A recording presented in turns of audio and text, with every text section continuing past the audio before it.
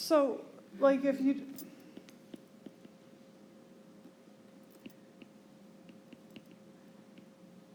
like an example might be like the Atwood machine.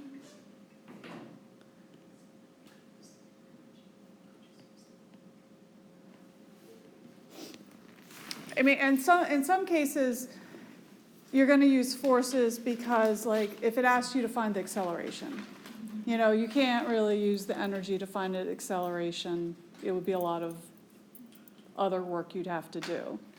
So if I had, say, M1 is greater than M2, and I wanted to do forces, like I'd have the tension, M1G, tension, M2G, and I know that this one's going to go up and this one's going to go down if I say the one's heavier than the other. So I could do this from forces, but maybe, I'm not sure how to, like,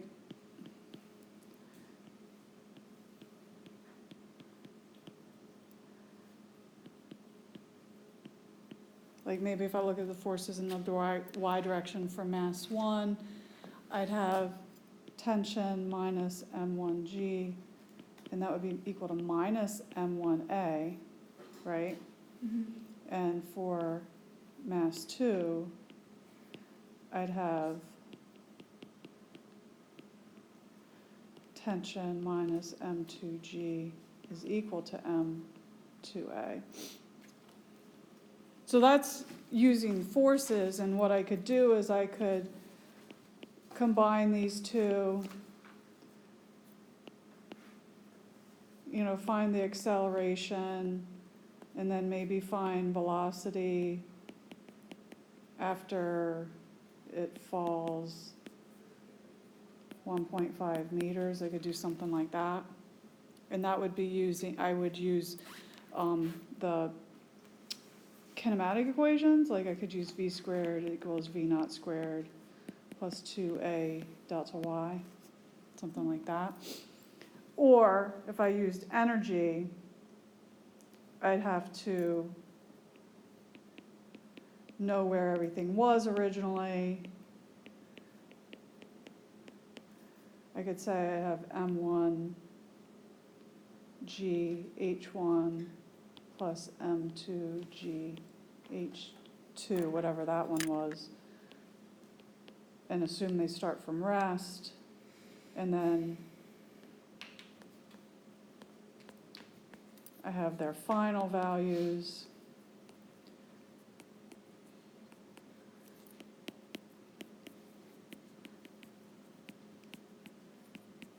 You know, I could, something like that, like if I used the right H's to represent that it fell. And this, I'm just trying to do it really generally, so it might look way more complicated, but like that's how I might approach it with energy. Okay. Like, This is the one I was thinking of. This is the one I got. I actually did this problem, but I tried to do it with forces instead of energy, and I got it wrong. But I think I was just screwing it up. But like, is there anything in this question that tells you use energy? Like that clues you into that? the chapter. Okay. I mean, to be honest, you could do it either way. So the ramp is climbed, she travels. But also my calculator was in radians mode, so I think that might have Well, been that's a something to problem, do with it. because you did just sign a 20, and so that was Yeah. you had no hope if you did that. Yeah, if you didn't change it. So So you could do either. you could do it either way. If you so the girl's on a skateboard, you know how fast she's going at the bottom of the ramp and the incline of the ramp. So if you want to know the net frictional force on her,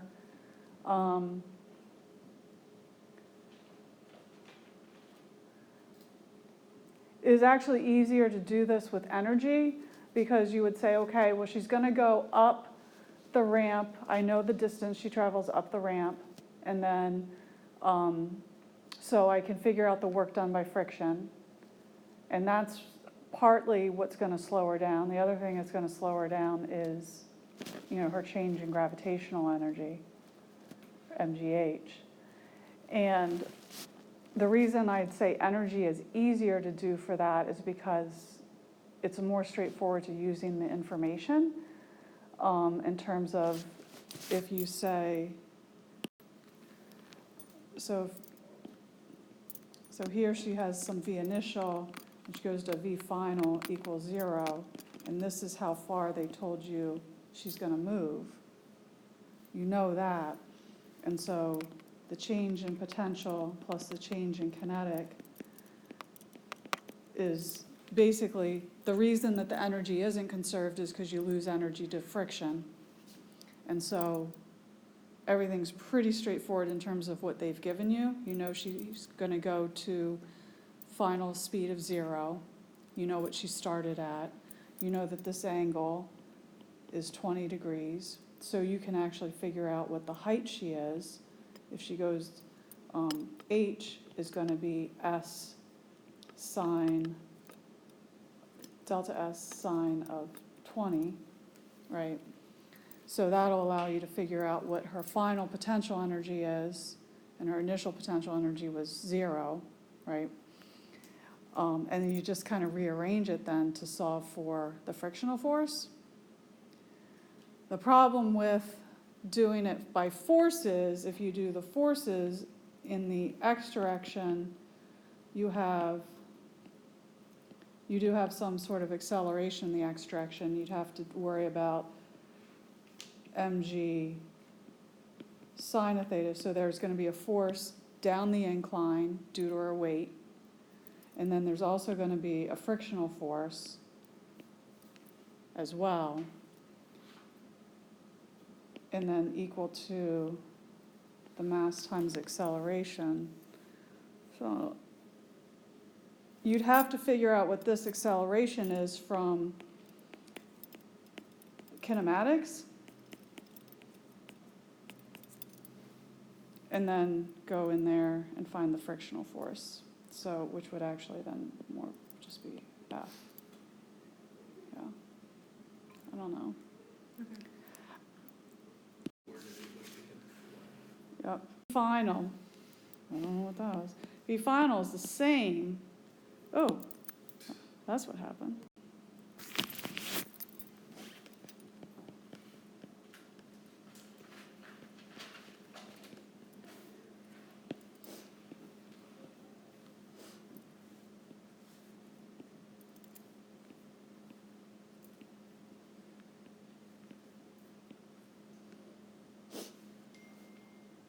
Was it up, down, and horizontally, and then up, down, horizontally?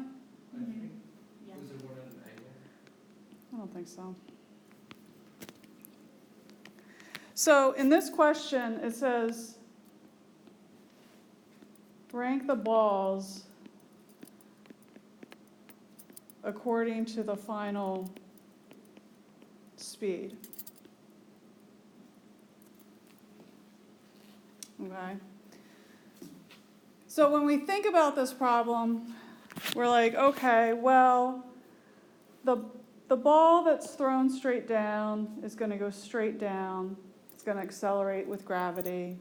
It's going to hit the ground. And then we got this one we know is going to go parabolic. And so it's going to hit the ground kind of at an angle. And then this one is going to go up, and then it's going to come back down. Now, one of the things that hopefully you might notice or think about if you compare two of these balls is the ball that's thrown straight down and the ball that's thrown straight up. You should reason through that they're going to end up at the exact same situation, because the ball that's thrown straight up, keep in mind it goes up to the very top where its velocity is 0, and then it starts to accelerate straight down. What we learned about a projectile going up and down is that its motion is symmetric. So if I sort of draw horizontal lines along that trajectory of going up and coming back down, the speed on that horizontal line is exactly the same, but it has an opposite sense. So when this ball gets to this place where it's at the height of the building, it actually is now moving at the same speed that it was launched with, but now it's going straight down. So now it becomes exactly like the ball that was thrown straight down, because it's going to fall the same distance from the same initial velocity, etc. And then this one seems to muddy the waters. But one of the things that we should take note of is they ask us for the final speed. We don't care about their velocity. The velocity takes into account their direction, where the speed is just how fast was it going. And the other thing that we should keep in mind is nobody asks you which ball is going to win. You know, nobody cares which one gets to the bottom first. And that tends to be a common road that people travel down. And they're like, well, this ball is going to get there first, and then the next, and they're like, I didn't ask you that. So this actually is a conservation of energy problem, where we're really trying to think about how much energy these balls have initially and then how much they have at the end. The clue to key you into energy might be the fact that they ask about the final speed, because that is a scalar quantity, it's not a vector quantity, and kinetic energy talks about speed, doesn't talk about velocity. And so if I look at the initial energy and compare it to the final energy, I'd say all the balls start with the same potential energy, which is mgh. And they all begin with the same initial kinetic energy because they all have the same speed. So the fact that one is thrown up and one is thrown down and one is thrown horizontally, when we look at kinetic energy, that's not important. The direction isn't important, but they all were launched with the same speed. Yep? So the fact that one was thrown up, like, wouldn't that give it like a greater potential energy though if it's higher? But we're not asking about is at some point intermediate in its flight it has more potential energy, but we're looking at a specific point. We're saying, like, this is the initial point at the top of the building, and this is the final point at the bottom of the building. And so you're right that when that ball thrown up, yeah, when it's up in the air, it has more potential energy somewhere in the middle of its flight. It also has less kinetic energy, but it still has the same amount of total energy. Yeah.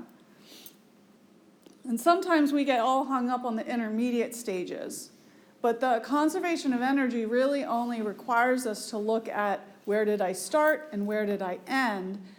And while sometimes it's nice to be able to reason through what was happening in those intermediate stages, it doesn't really matter.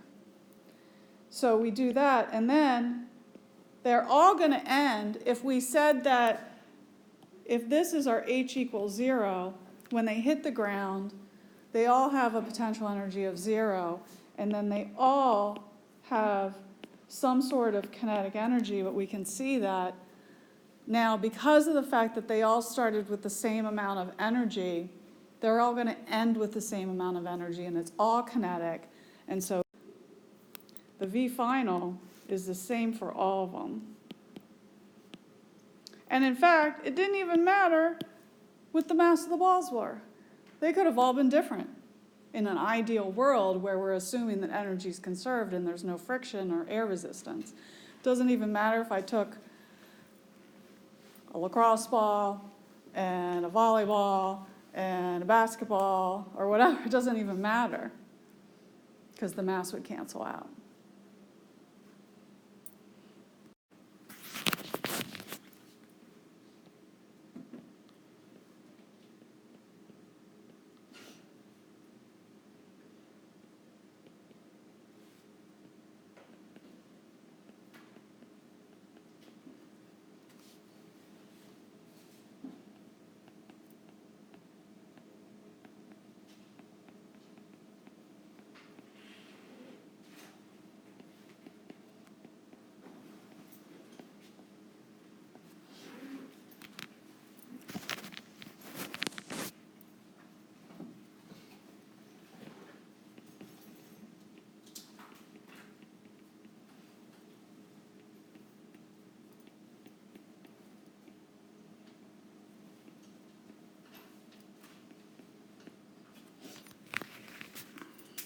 All right, so in this problem, so we got a plane that's going 25 meters per second in a circle with a radius of 16 meters, and then we want to know what the net work is if we go for a tension of 4 times t and the radius of 10 meters.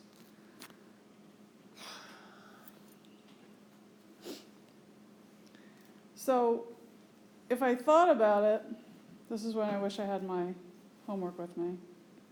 Here's my plane, and here's the tension. It's going in this circle with this radius. What kind of force is that tension? Yeah, so I would say that T is equal to mv squared over r. In general, whatever the tension is going to be related to the centripetal acceleration, the mass times the centripetal acceleration. So this is a centripetal force. And then this is m times the centripetal acceleration. Now, in the problem, they want to know what the net work is done. Can you think of a way that you were told to find the work? Yep. Change your kinetic energy. Yeah.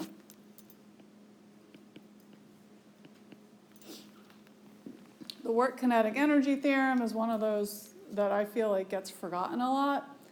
And when I look at this problem, I think that finding an expression for mv squared for these two different scenarios, the beginning point and the end point, is going to be a way for me to figure out the work.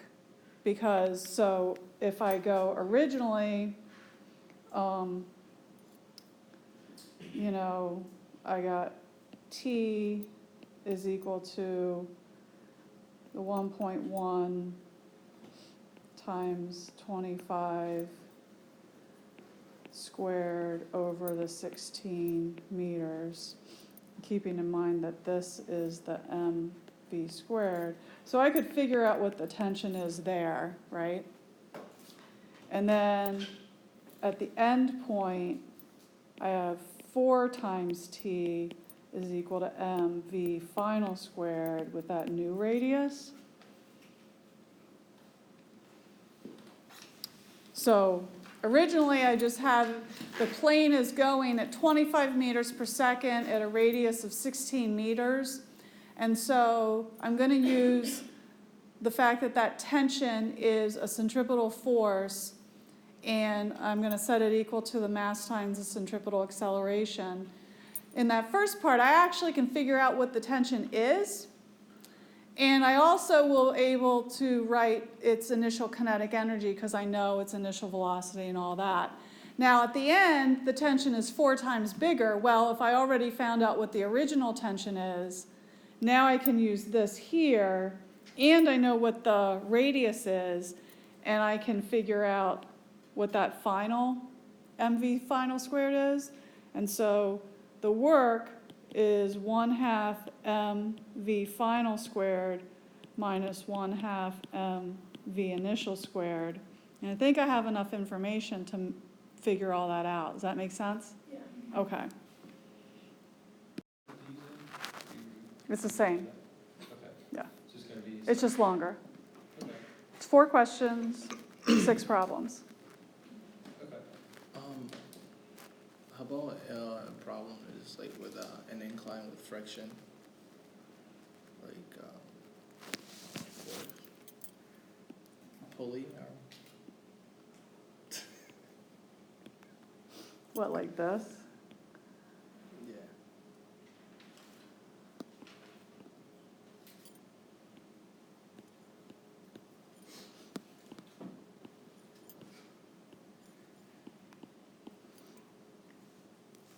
yeah. Are we gonna use the friction in the pulley? Or the box. So when I say if I'm gonna ask for the friction in the pulley, what does that mean? Why am I asking that? moment of inertia. So the question is, so we sort of, at the beginning of the class, we had pulleys, but they always kind of said neglect the pulley's frictionless, blah, blah, blah. What are the consequences of the pulley being frictionless and neglecting it?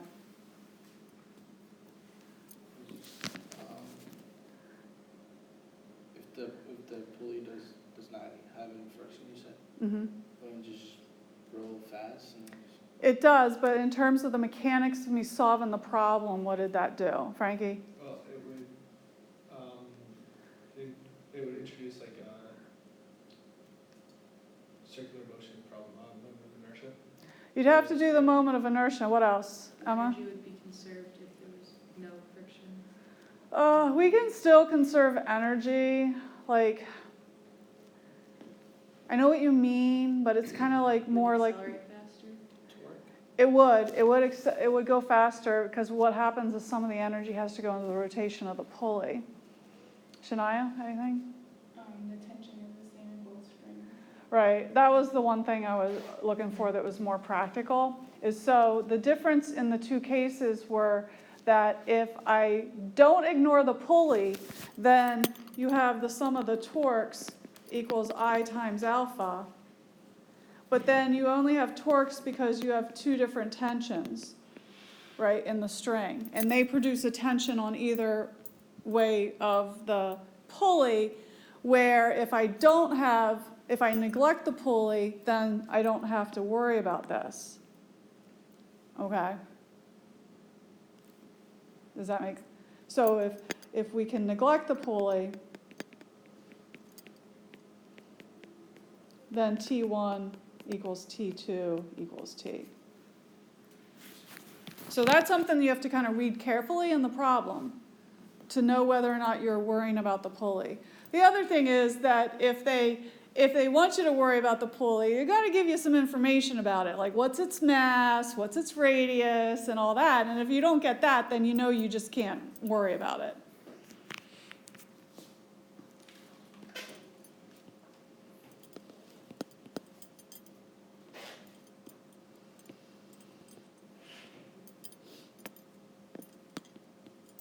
So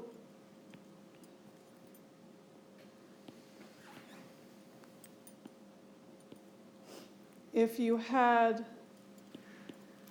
friction and incline, so something like this, I've just identified all the forces really quickly, but let's go back and look at it. I've decided that M2 is bigger because it's fallen that way, right? And I've decided that I'm going to neglect the pulley because we said that the tension in the string, it's both on same sides of the, it's the same on both sides of the pulley. It's not producing a torque on the pulley. We're not really worrying about it. On M2, because I said it was heavier, I really said it was heavier. I inferred it because I said that's one that's accelerating downward. And I have the tension in the string pulling up on it, and I have the weight pulling down on it. When I look at mass 1, because you wanted friction, mass 1's got to go up the incline if mass 2 is falling.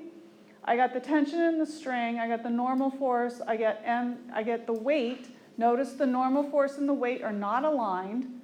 And then I have the friction, which is working against the motion. Okay? If I look at mass 2, I'm going to do that one first because it's easier. And I only have to do forces in the y direction, and that's why it's easier.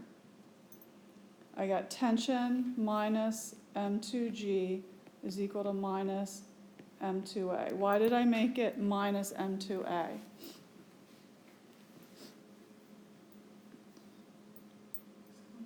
Because it's accelerating down, and that's the same direction as gravity, and I already said that down is negative because I made minus M2G. So if you don't do that sign, take care of that sign on the right-hand side for these types of problems, you never get the right answer. So you always have, you can't just write M times A and be done with it. You have to think about the way that it's moving and use your sign convention to give your acceleration the correct sign.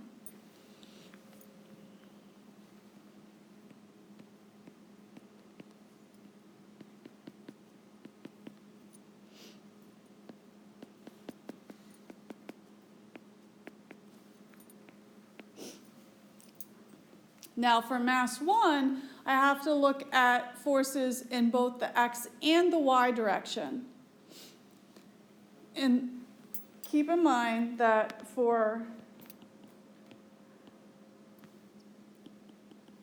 an inclined plane, the y-axis is always aligned with the normal force. The y-axis is perpendicular to the surface of the incline, and the x-axis is parallel to the surface of the incline. And that means the normal force will be strictly in the y direction, but the force of gravity makes an angle with the y-axis. The angle that it makes with the y-axis is the same as the angle of the incline. We're good? We remember that?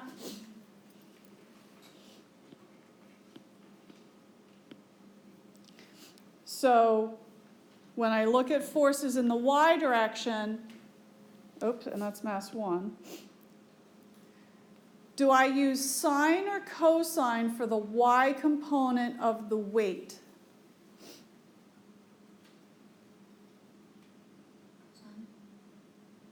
What? Cosine. Because? Because it's the adjacent, or it's adjacent to the angle. The component of the weight that I'm looking for is adjacent to that angle, and so I use the cosine. And when I have friction, I need to figure out what that normal force is, because friction is mu times the normal force. If I have an inclined plane and I don't have any friction, nobody really cares what the normal force is, unless they specifically ask you. So the normal force is important when I have friction. In the x direction, let's just say that up the incline is positive, so I have tension minus the friction minus the x component of the weight, which is going to be mg sine theta, and that is equal to m times a. Now in that case, the, oh Chris, can you just hit the keyboard or something and make it come back? Okay, so in that case, the acceleration is in the positive direction because of my sign convention. And then the friction is mu times the normal force.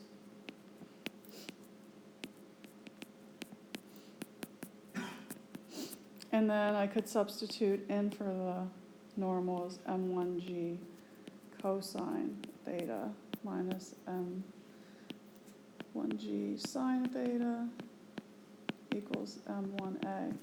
And so these become my two equations that I can combine.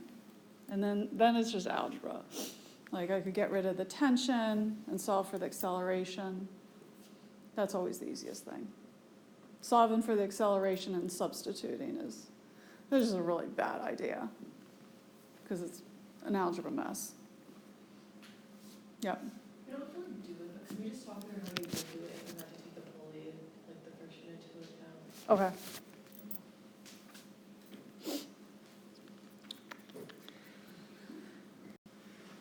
Well, I mean, it's hard to just do things halfway, but we could just.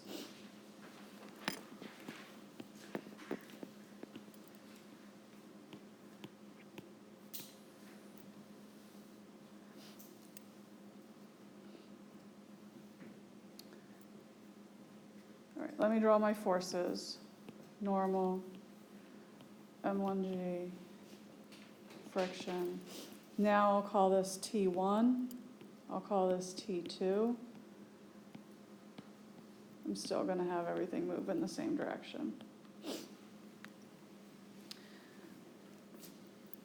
So right now, because we're not ignoring the pulley, the main difference when I'm drawing the forces for the two masses is I have to make the two strings have different tensions. So my equations themselves are not going to change, except I'm going to substitute T1 or T2.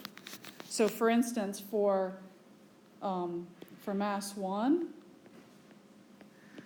I'd have T1 minus mu normal minus m1g sine of theta equals m1a. So you can see that that looks a lot like what we had, except T1. And then for mass 2, I'd have T2 minus M2G is equal to minus M2A.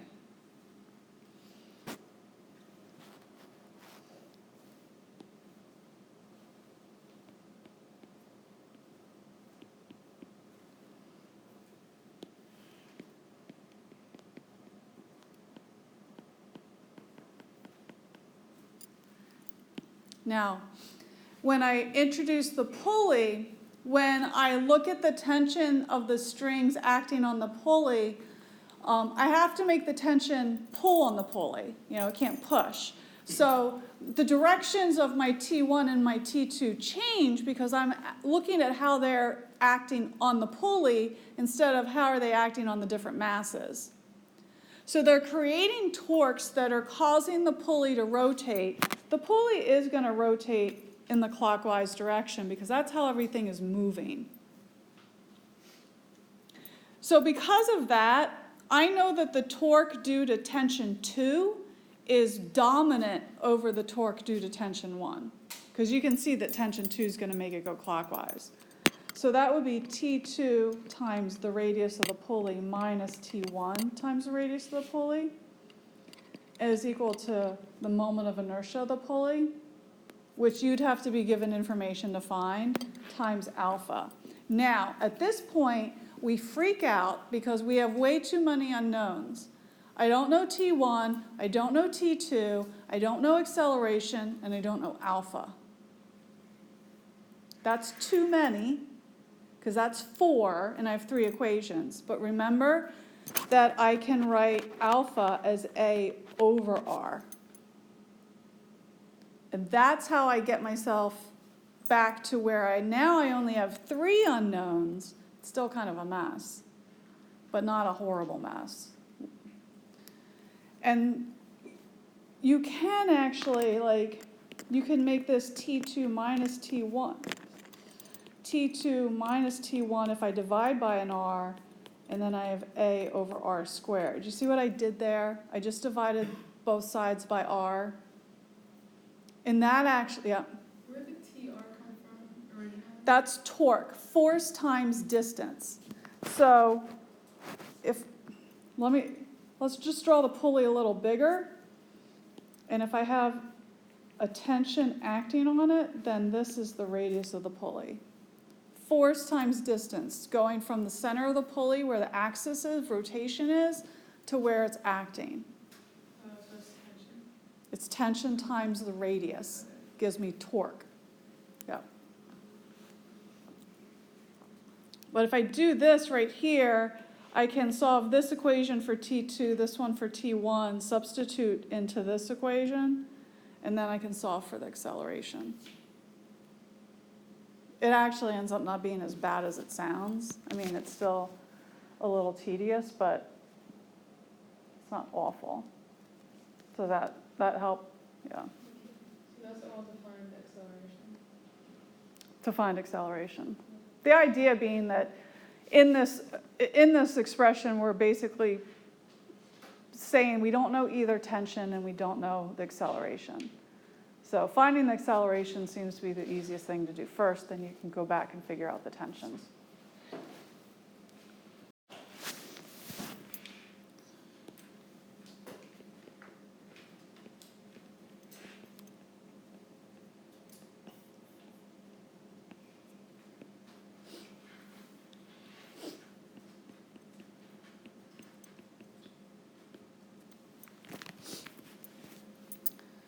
So the concept of the happy sad balls is that it's an impulse momentum relationship. Impulse is force times time equals the change in momentum. So that's what we're talking about. So in class, we talked a lot about how for a given change in momentum, like if we're bringing something to a stop, the amount of force that we would need would change depending on how long it takes us to bring it to a stop. So that's the idea of airbags and not airbags. And, you know, it's better to have airbags because it brings you to a stop over a longer period of time Therefore, you have to have a smaller amount of force exerted on you. Now, the happy sad balls basically has to do with bouncing. Happy balls bounce.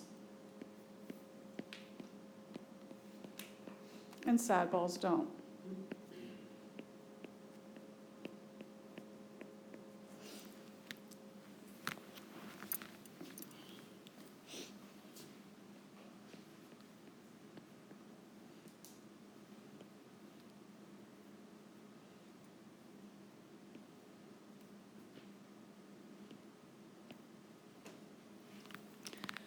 So just for simplicity's sake, let's say that the ball comes in with a certain velocity and it bounces with the same speed, right? What is the change in the momentum of this ball? So the happy ball comes in, hits the ground, bounces up, and again, if I think that it's hits the ground with the same speed that it leaves with, just for simplicity's sake, how would we find the change in momentum? Change in momentum is final minus initial, which would be mv is the final velocity, and then the initial velocity is minus mv. Now, why did I make that minus? Frankie? It has the same magnitude but the opposite direction. So when it came in, it was going down, which is the negative direction, and when it bounced up, it's going up, which is the positive direction. And what that little sign thing does for me is it means that those two momentum actually kind of add up.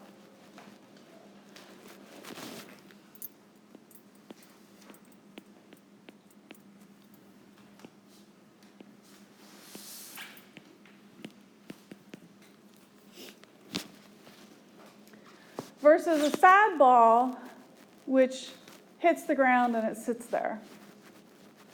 The change in momentum for that one, well, its final momentum is 0, and it came out with oh, and I have a sign mistake there. That should be a plus 2 MV. This one only has an initial momentum, the final momentum is 0, and so the change in momentum is just mv.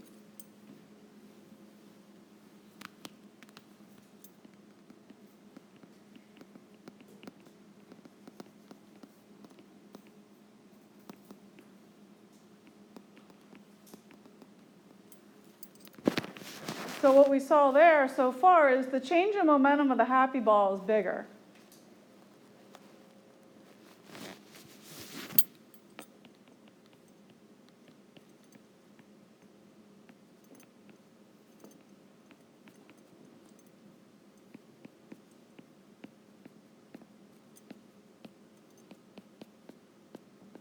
And using that impulse-momentum relationship, if the change in momentum of the happy ball is bigger, and if we just make the assumption that they interacted with the same amount of time, then that allows us to make a conclusion about the force, both on the happy ball and the force that the happy ball can exert. That one is bigger than the sad ball. When you bounce something, you can exert a bigger force than if you don't bounce.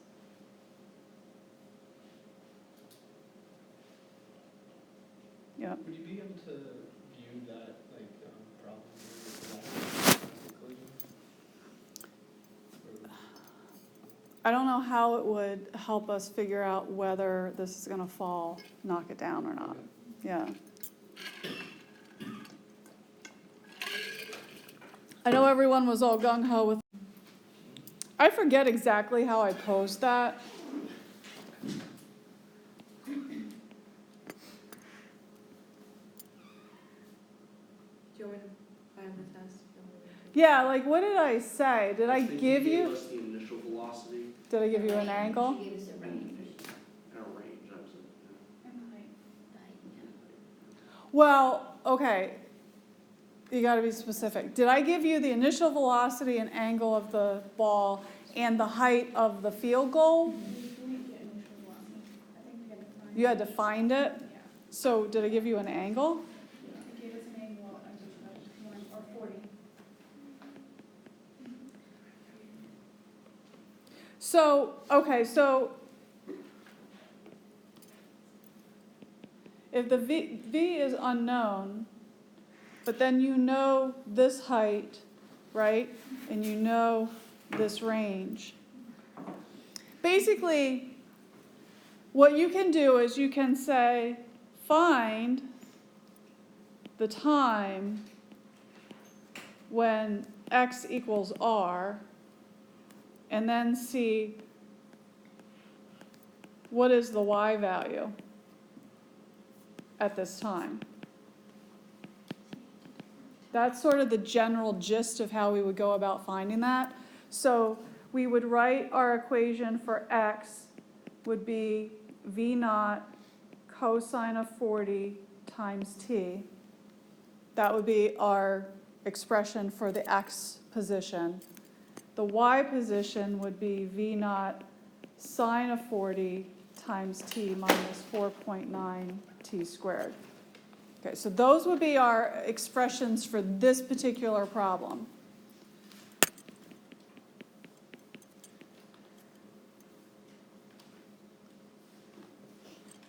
So if x was equal to r, I'm just going to give a number in here so you don't like have a stroke or anything. So let's just say that r was 30. Oh, this was also, we're gonna play metric football, right? Because let's say it was 30 meters. Well, that would be really far. But in any case, you get the idea, right? So 30 is equal to v naught cosine of 40 times t. So you could figure out when will it be that far in the x direction.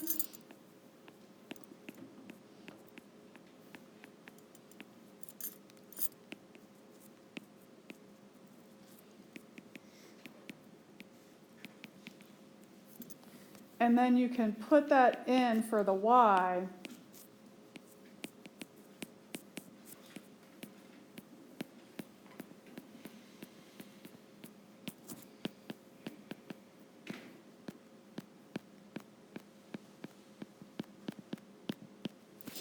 And figure out what the y value would be. You see that I put that value in for t. This I put in for t into this expression up here. And that actually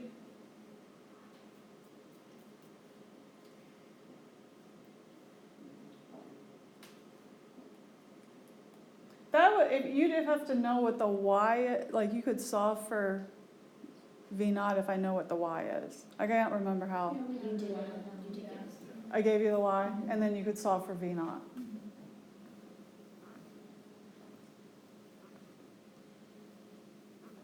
Does that make sense? The other way that you could pose this question is I could give you the velocity and ask you if it clears. You would do it virtually the same way, only you would still find out how long does it take it to get to the field goal. You'd find that time, and then you'd use that to figure out what the y value was. And it's either above or below. Right? Above it cleared, below no. Right?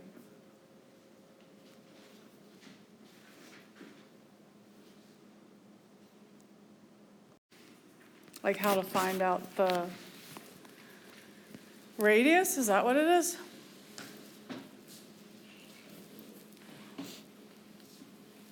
That was a problem.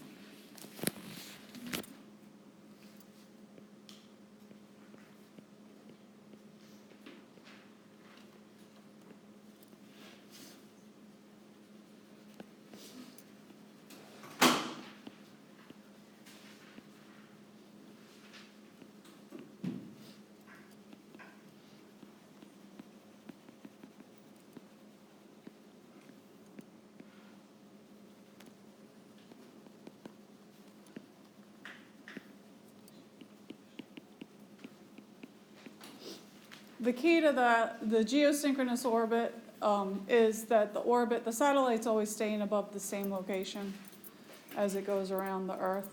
And so it has the same period. It's 24 hours. And that's key because that helps you, in a way, it infers something about the velocity. If you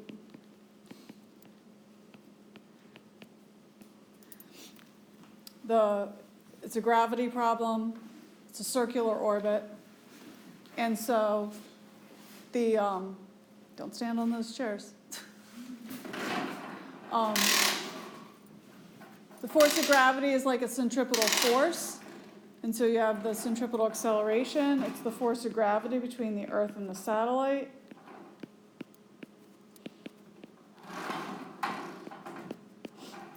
And so the question is always, what's the radius for the satellite, or what's the altitude above the surface of the Earth?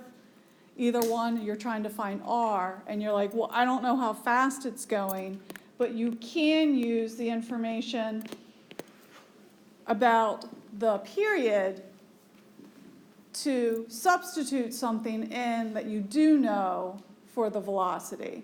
So here, the period is the distance over the speed, or rate times time equals distance. And you know that the period is 24 hours. Of course, you have to change that into seconds. And so V can be written as 2 pi r over the period. And we can take that and substitute in for the velocity. And then we can solve for the radius. So we get big G, mass of the Earth, over radius squared equals 2 pi r over period, all that squared over radius. So that's 4 pi squared r squared over period squared radius.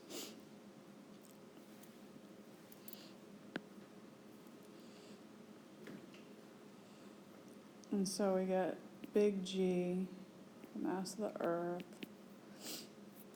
times period squared divided by 4 pi squared equals r cubed.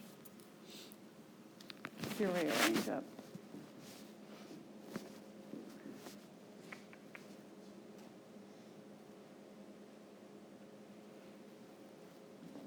And then you can solve for r.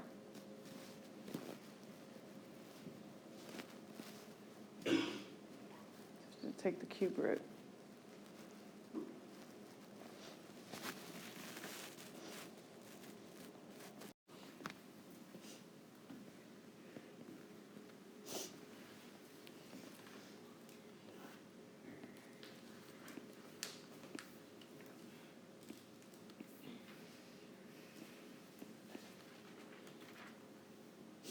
All right, so we got a puck at rest,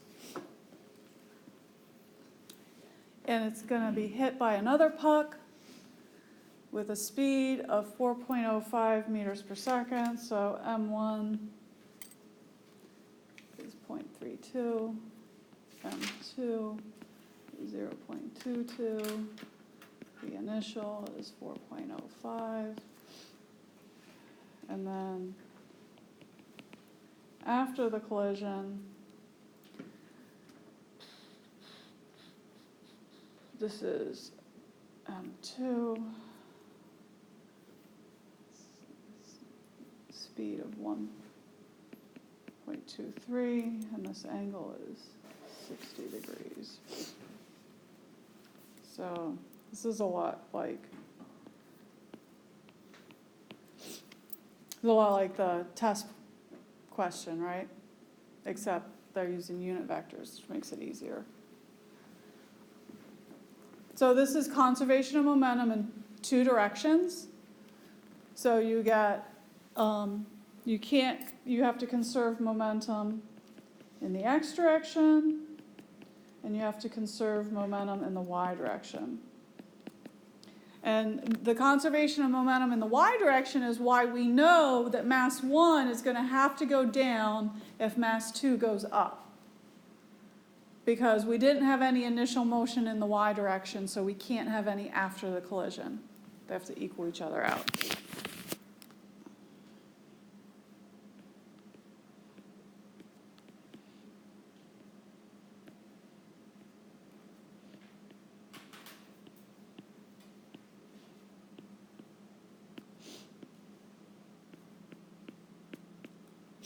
So if I first look at the momentum in the x direction, and I start off with the initial momentum, initially only mass 2 is moving, only that puck is moving, so its momentum is its mass times its initial velocity, which we were given. And then that's set equal to the final x momentum, and remember that the way that we get the x momentum is from the x velocity. So for mass 2, its velocity is 1.23 and it's moving at an angle of 60 degrees. So its x velocity would be 1.23 times the cosine of 60, and then multiply it by m2 to give your momentum. For mass 1, we could just write it as the x component of that final velocity. And you have enough information to solve for this. You could say V1 final x is equal to M2 times V initial minus M2 V final times the cosine of 60 divided by M1. That'll give you the x component of the final velocity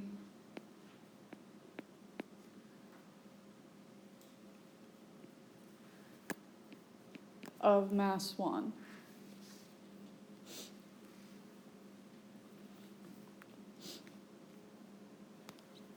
And then for the y component, to do that, we start off with 0 momentum.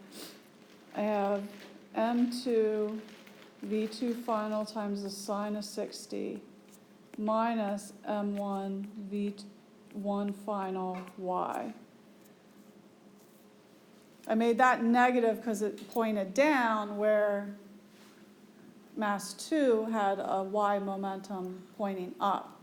And so V1 final y is equal to M2 V2 final sine of 60 over M1. And so then I could find that final velocity. And they actually allow you to write it in unit vector form, so that makes it a lot easier. Does that make sense? Did you have any specific question about that? No. Okay.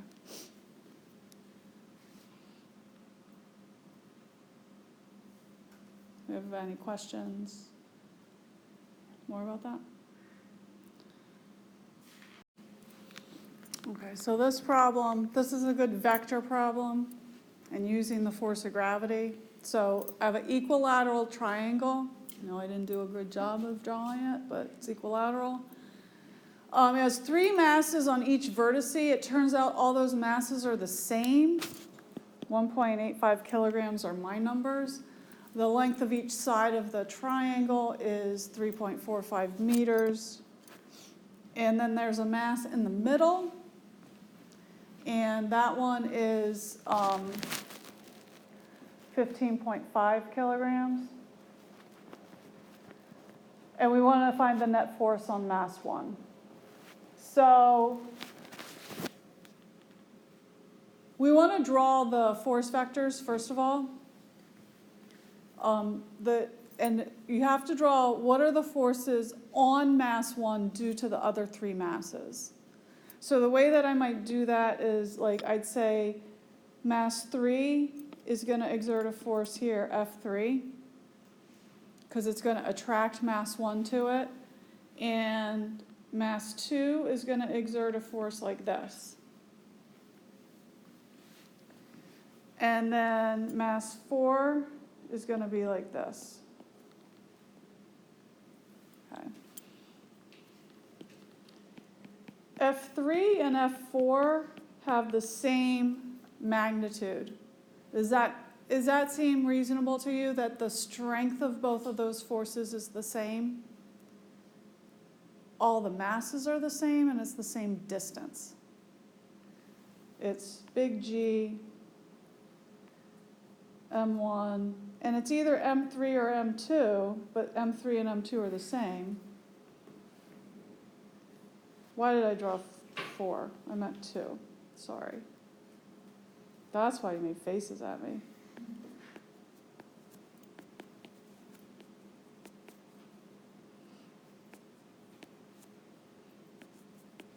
Those both would give the same value, right?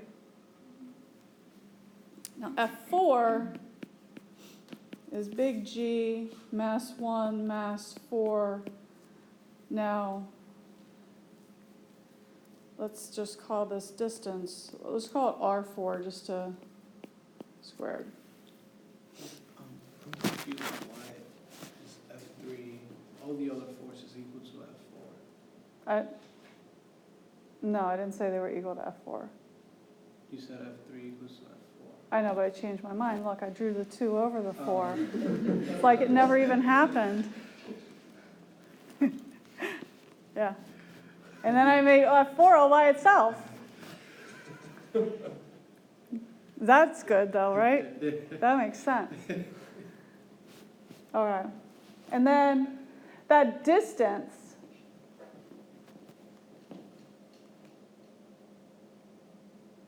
you can figure out that R4, right? Or no?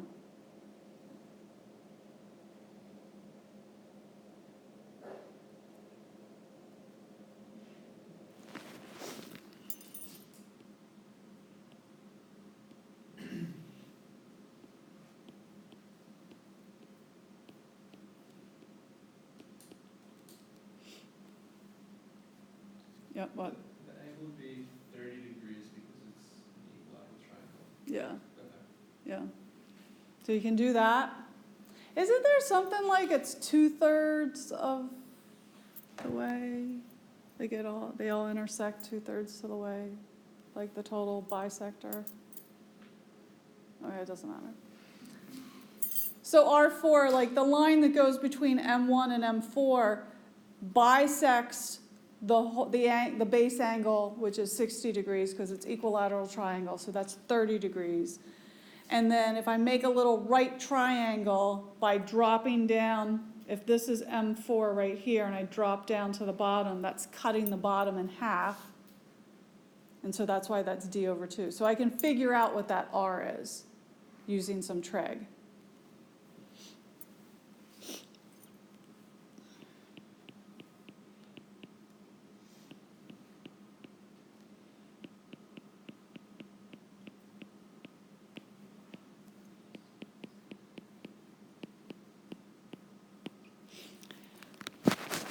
So when I wrote the expressions for F3, F2, those are both the same, however big that is. I don't remember what the number is. And then F4 is a different magnitude.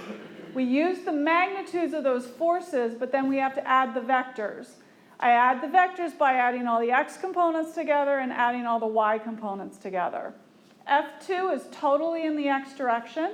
F4 has an x component of F4 times the cosine of 30. And F3 has an x component given by F3 times the cosine of 60. Questions about that expression? We like that expression?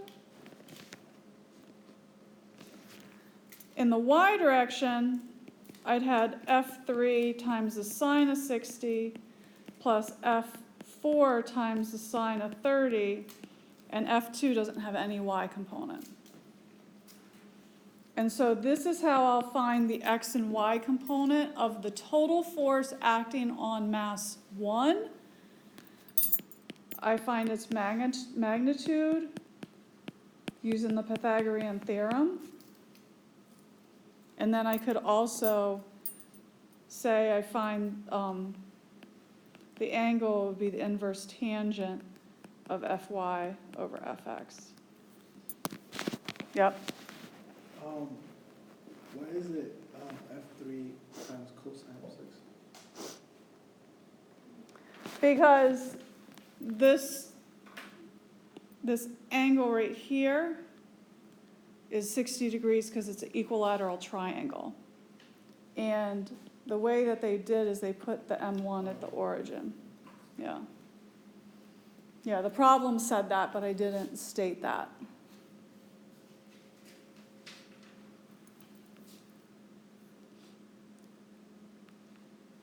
Does that address any specific question you had about this one? Thank you. Okay.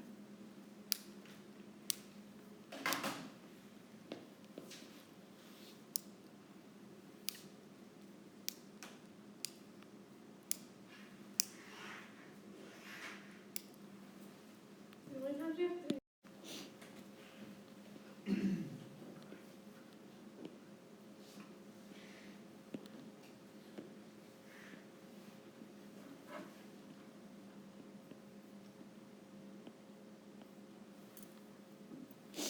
Okay, so the question was like, if you want to buy candy from a guy in an elevator, should you buy it when he's accelerating up or down? So the idea is that there's a difference between sort of the true weight and what the effective weight is, like would it appear, or the apparent weight.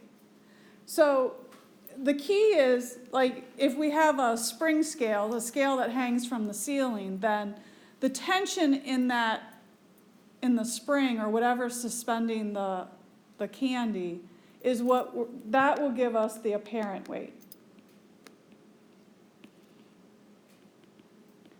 Now, of course, mg is the true weight.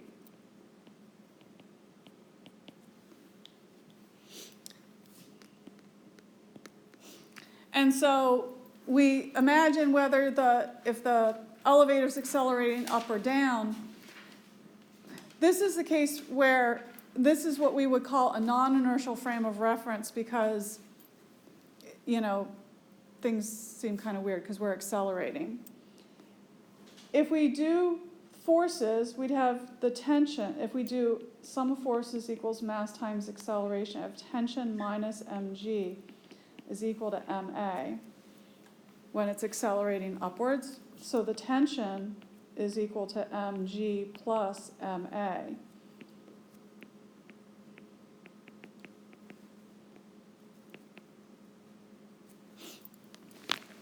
That ma sort of adds this additional contribution to the weight and makes the candy seem like it weighs more than it really does, right? But if I was accelerating down,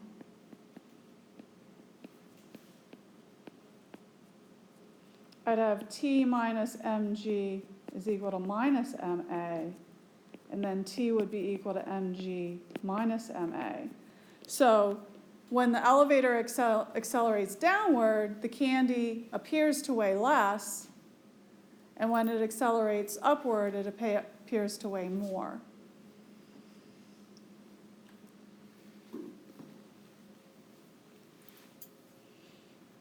And I would buy it here. I get more candy, right?